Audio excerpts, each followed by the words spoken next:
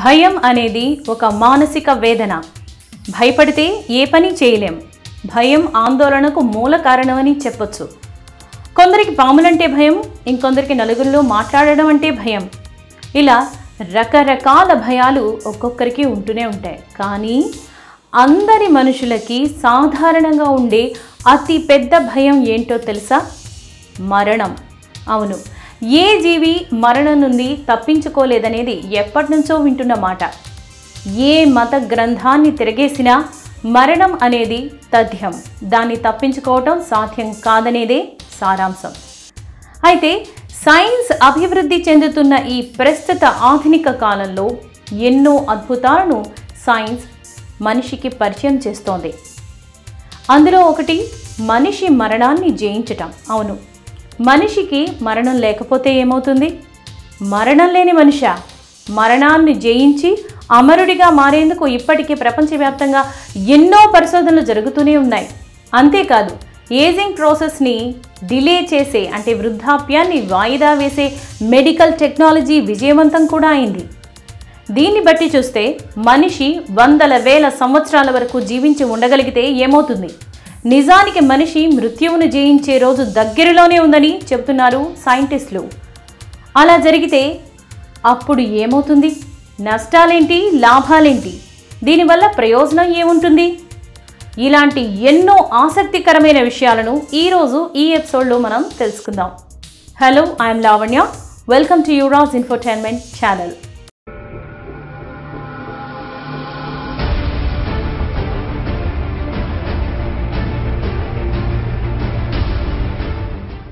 ఎక్కువ కాలం జీవించే అవకాశం ఉంటే మనల్ని ప్రేమించే వ్యక్తులతో మనం ఎక్కువ సమయాన్ని గడపచ్చు.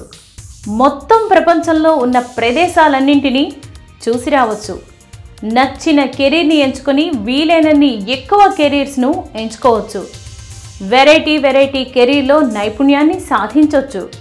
ఒకే సబ్జెక్ట్ నేర్చుకోవడానికి పరిమితం అవ్వకుండా ఎక్కువ సబ్జెక్టులను నేర్చుకోవచ్చు. ఒకే కళలోనే కాకుండా అనేక కళల్లో మాస్టర్ అవ్వచ్చు. అనేక డ్రీమ్స్ని ఫుల్ఫిల్ చేసుకోవచ్చు. అందుకే మరణాన్ని పోన్ చేసుకోగలిగితే, మనిషి సుదీర్ఘకాలం పాటు జీవించగలిగితే ఇప్పుడు చెప్పినవన్నీ సాకారం అవుతాయి. మనిషికి మరణమే లేకపోతే ప్రతి మనిషి గతంలో చేసిన పొరపాట్లను సరిదిద్దుకోవచ్చు.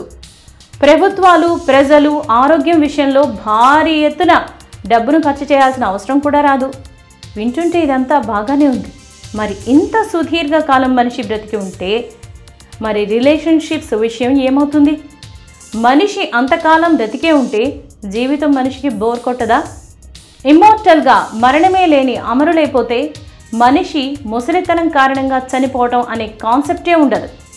సుదీర్ఘ కాలం పాటు జీవిత కాలాలను పొడిగించుకోవటం కారణంగా వృద్ధాప్యాన్ని నివారించి మరణమే లేకుండా కలకాలం బ్రతికేయచ్చు. ఒకప్పటి మనిషి జీవన ప్రమాణాలతో నేడు పోలిస్తే విద్య, వైద్యం, టెక్నాలజీ రంగాల్లో అభివృద్ధి కారణంగా మనిషి జీవన ప్రమాణం కూడా గణనీయంగానే పెరిగింది. పూర్వకాలంలో జీవన ప్రమాణం చాలా తక్కువగా ఉండేది. కానీ తర్వాతి కాలాల్లో పారిశ్రామిక విప్లవం తర్వాత విద్య, ఆదాయాల్లో పెరుగుదల, వైద్య సదుపాయం అందుబాటులోనికి వచ్చిన తర్వాత ప్రతి మనిషి సగటు జీవన ప్రమాణం గణనీయంగా పెరిగింది. వ్యాధులకు మందులు, సుఖవంతమైన జీవనానికి టెక్నాలజీ ఉత్పత్తులు జీవితాన్ని ఒడిదుడుకులు లేకుండా సాఫీగా సాగేటట్లుగా చేశాయి. 80-90 ఏళ్ల వరకు సగటు మనిషి బ్రతికేందుకు దోహదం చేశాయి. 122 సంవత్సరాలు జీవించి ఉన్న వ్యక్తులను కూడా అప్పుడప్పుడు మనం చూస్తూనే ఉన్నాం. సైంటిస్టుల ప్రకారం పుట్టిన ప్రతి జీవికి వయసు పెరగటం, వృద్ధాప్యానికి దగ్గరవ్వటం అనేది సర్వసాధారణమైన ప్రక్రియ. మనిషి కంటే ఎక్కువ కాలం జీవించే జెల్లీ ఫిష్లు, తాబేళ్లు, ఇలా రకరకాల జంతువులైతే ఉన్నాయి. కానీ వాటికి కూడా జీవితకాలం పరిమితమే. అయితే ఒకవేళ మనిషి వందల వేల మిలియన్ బిలియన్ల సంవత్సరాలు చావు లేకుండా జీవించి ఉండగలిగితే అప్పుడేమవుతుంది?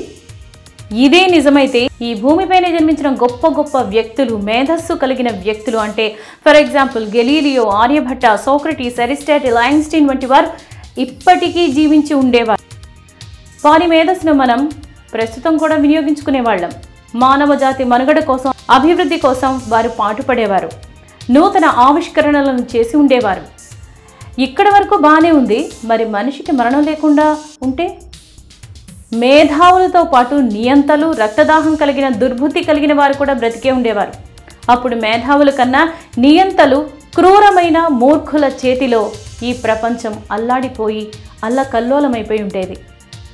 ఇలా పాస్ట్లో కాకుండా రాబోయే ఫ్యూచర్లో మరణాన్ని జయించే టెక్నాలజీ మనిషికి అందుబాటులోనికి వస్తే ఏమవుతుందో ఇప్పుడు చూద్దాం. వృద్ధాప్యాన్ని ఆలస్యం చేసి మరణాన్ని వేలాది సంవత్సరాలకు పోస్ట్పోన్ చేస్తూ ఉంటే భౌతికంగా అనేక వేల సంవత్సరాలు జీవించి ఉండగల సామర్థ్యం ఉన్నా కూడా కొత్త కొత్త వ్యాధులు రావడానికి అవకాశం ఉంది. నిజానికి భారత్ వంటి అభివృద్ధి చెందుతున్న దేశాల్లో మరణానికి ప్రధాన కారణాలు అంటువ్యాధులు.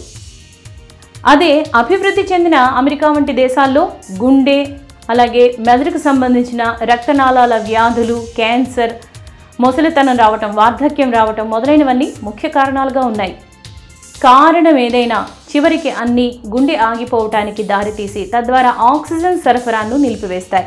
అందుమూలంగా మెదడు, ఇతర అవయవాలు దెబ్బతిని వ్యక్తి మరణిస్తాడు. ఒక వ్యక్తి యొక్క మెదడుకు సంబంధించిన ఈసీజీ ద్వారా రికార్డు చేయబడిన ఎలక్ట్రికల్ యాక్టివిటీ పూర్తిగా ఆగిపోయినప్పుడు ఆ వ్యక్తి మరణించినట్టుగా భావిస్తారు. అంటే మనిషి బ్రతికి ఉన్నా కూడా ఈ వ్యాధులన్నీ మనిషి శరీరంపైనే దాడి చేస్తే మనిషికి నరకమే అని చెప్పొచ్చు. అల్జీమర్స్, లుకేమియా వంటి వ్యాధులతో బాధపడేవారు ఆ బాధను అనుభవిస్తూ బ్రతకడం కూడా చాలా చాలా కష్టం, నరకంతో సమానం. ఒక్క భారతదేశంలోనే ఎన్నో వేల సంఖ్యలో రోడ్ యాక్సిడెంట్లు ప్రతి సంవత్సరం అవుతున్నాయి. మరి ఇలాంటివి ప్రపంచవ్యాప్తంగా ఎన్ని జరగవచ్చో ఒక్కసారి ఊహించుకోవచ్చు. ఇలా యాక్సిడెంట్స్లో తీవ్రంగా గాయపడిన వారు, కాళ్ళు చేతులను కోల్పోయిన వారికి కూడా మెడికల్ టెక్నాలజీ సహాయంతో పునరుత్పత్తి చేసి ఆర్గాన్స్ను అమర్చారనే అనుకుందాం. అలాగే రోగాలు, జబ్బులకు కూడా సమర్థవంతమైన మందులను కూడా అందుబాటులోనికి తెచ్చారనే భావిద్దాం. అప్పుడు మనిషి కోరుకున్న హాబీని మొదలుపెట్టేయచ్చు, సంవత్సరాల తెరబడి వెకేషన్ని ఎంజాయ్ చేయొచ్చు. ఎందుకంటే మరణం మనిషికి లేదు కాబట్టి మొత్తం టైం మనిషి చేతిలోనే ఉంటుంది.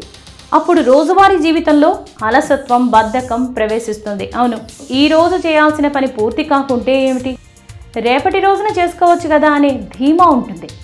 పని చేయడానికి తొందరపడటం తగ్గిపోతుంది. అప్పుడు పనిచేసే సామర్థ్యము తగ్గిపోతుంది. 24/7 పనిచేయరు, వర్క్ అనేది ఆలస్యం అవుతుంది. అవును, మరి జీవితం ఇప్పుడప్పుడు ఏమీ ఎండ్ అవ్వటం లేదు కదా. అలాంటప్పుడు ముఖ్యమైన పనుల్లో కూడా జాప్యం చోటు చేసుకుంటుంది.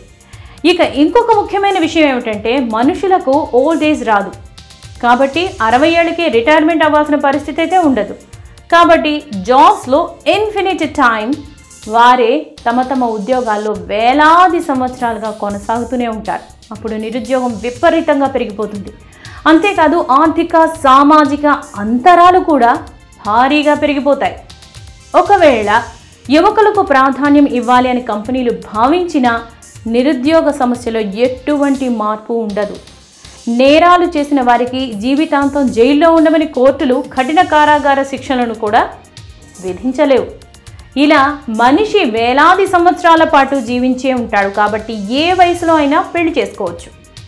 ఎవరినైనా, అంటే ఒక 16 ఏళ్ల అమ్మాయి ఒక 20,000, 30,000 సంవత్సరాల వయసున్న వ్యక్తిని కూడా పెళ్లి చేసుకోవచ్చు.